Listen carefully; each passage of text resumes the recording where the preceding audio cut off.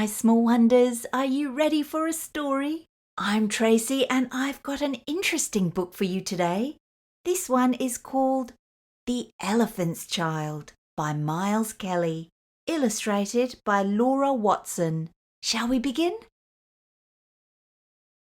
The Elephant's Child. Ooh, that elephant looks a little bit funny, don't you think? His face reminds me of a pig. What do you think?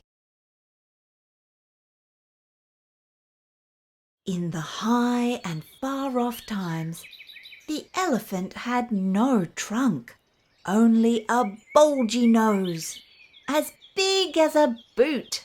He could wriggle it from side to side, but he couldn't pick anything up with it. But there was one elephant's child who was full of satiable curiosity. That means he asked ever so many questions. Does that sound like you? Do you ask a lot of questions? He asked his tall uncle the giraffe what made his skin spotty, and his uncle cuffed him with his hard hoof. That means he kicked him with his foot.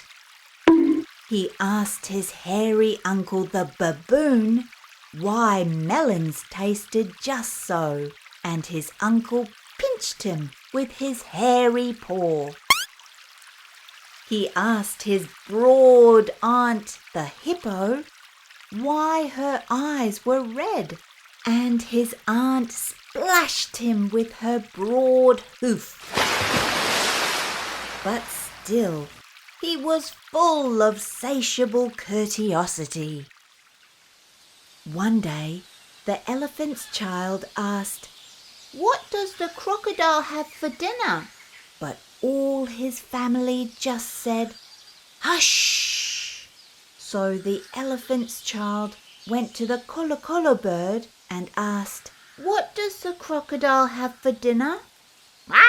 Go to the banks of the great grey green greasy Limpopo river and find out, said the bird. So the next morning the satiable elephant's child set off to find the great grey green greasy Limpopo river. Goodbye! Now, this satiable elephant's child had never seen a crocodile and did not know what one was like. The first creature that he found was a bi-coloured python rock snake curled round a rock.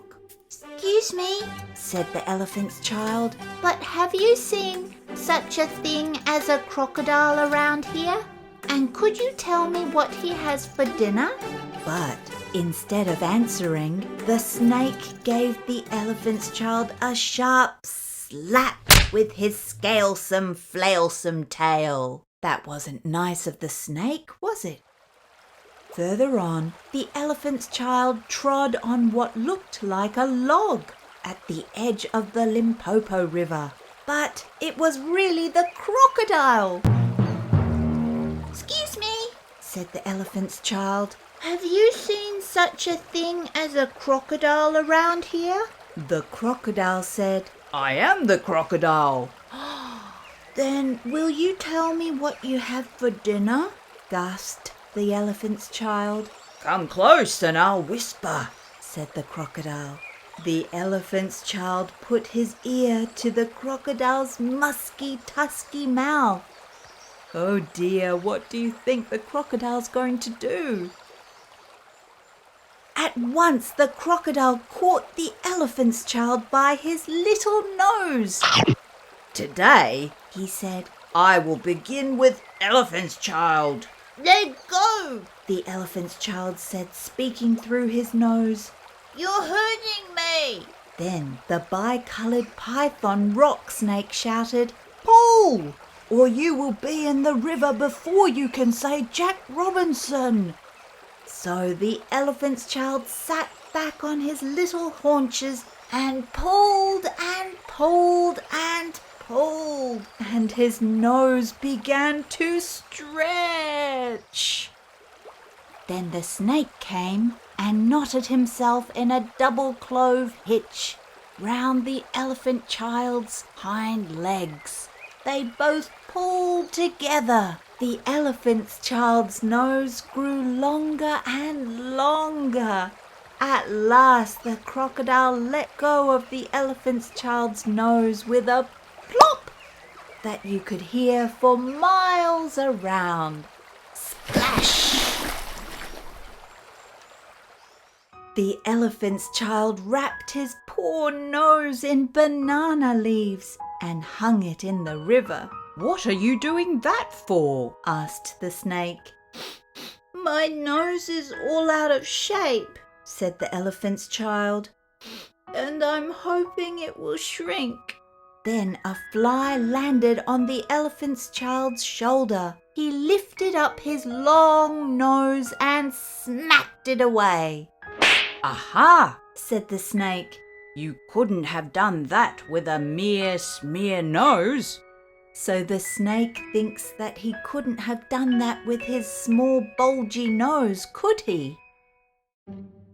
In the afternoon, the snake asked, Isn't the sun hot?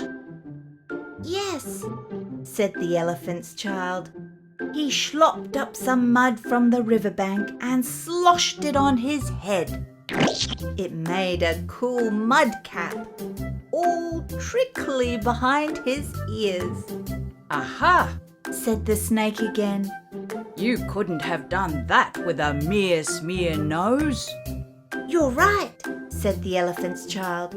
And now I think I'll go home to all my dear family. So the elephant's child went home, frisking and whisking his new long nose, which was now called a trunk. When he wanted fruit to eat, he pulled it down from a tree. When flies bit him, he broke off the branch of a tree and used it as a swat. Swish! When he felt lonely, he sang loudly to himself down his trunk. When he reached home, the elephant's child uncurled his trunk and said, How do you do? What have you done to your nose? Asked his tall uncle the giraffe. It looks very ugly, Sniffed his broad aunt the hippo. Indeed, said his hairy uncle the baboon. But it's useful, said the elephant's child. He picked up his hairy uncle the baboon and dropped him into a thorn bush. Then he trumpeted in the ear of his tall uncle the giraffe and blew bubbles at his broad aunt the hippo. That means he blew into the ear of his uncle the giraffe, and using his trunk he could blow bubbles. How cool! The new nose was so useful that all the elephants hurried to the banks of the Limpopo River to borrow new noses from the crocodile. Ever since then, all the elephants you will ever see, and all those you won't, have noses precisely like the trunk of the satiable elephant's child. Have you seen an elephant before? Did you know that elephants have very, very good memories? How's your memory? I think I've got a pretty good memory, so when I'm sad, I try to remember all the wonderful memories that I have stored upstairs in my brain, and that makes me smile again. I love reading stories to you, my small wonders. That's one of my favorite memories this year. I hope you liked this story, and I'll see you for our next story. Bye-bye.